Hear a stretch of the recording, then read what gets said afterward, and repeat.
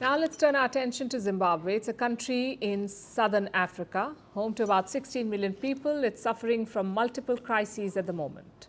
There's a cholera outbreak in Zimbabwe. Dozens of people have died in the capital, Harare. The city has about 7,000 suspected cases. Today, the government declared a state of emergency. It is scrambling to provide clean water. There's an acute shortage. And this is leading to cholera outbreaks across the country. The same thing happened in 2018. They declared an emergency then too. And between 2008 and 2009, more than 4,000 people died due to cholera. So Zimbabwe is well aware of the dangers of cholera. And the cases have been on the rise for months. So why did the government not take action earlier? Because it was busy with another crisis, a political crisis that is greatly aiding the regime. Zimbabwe has been ruled by one party for 36 years. The Zimbabwe Africa National Union Patriotic Front, better known as ZANU-PF.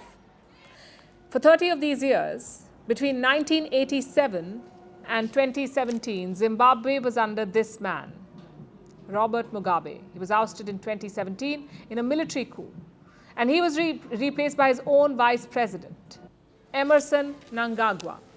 That's the current president of Zimbabwe.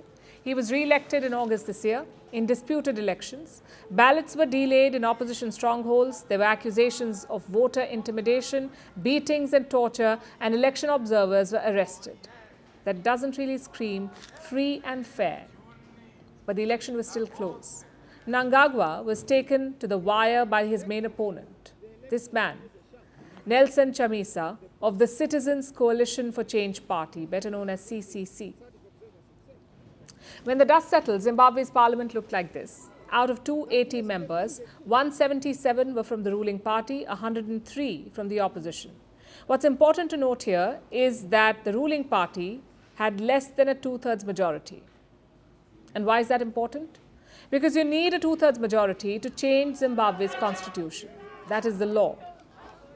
The president does not have this majority, but he's trying to get it, which brings us to two questions: why and how? Let's answer the first one first. Why? Why does he want to change the constitution? Perhaps to abolish term limits. Zimbabwe has a two-term limit for the president. It was introduced after the 2017 coup to ensure that a reign like Mugabe is not repeated. But the president has other ideas.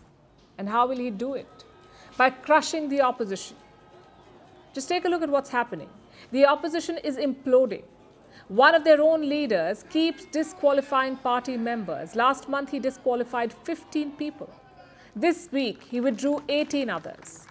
In 2 months, the opposition is down by 33 members because some random member of their own party said he has disqualified them.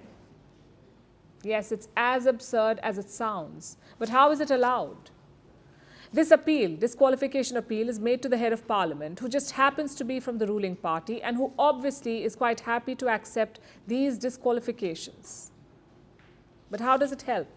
It opens up the prospect of by-elections. When the ruling party can try and tighten its grip on power in a by-election and get closer to the two-thirds mark. And that's what they're doing, by any means necessary. On Monday, an opposition leader was found dead.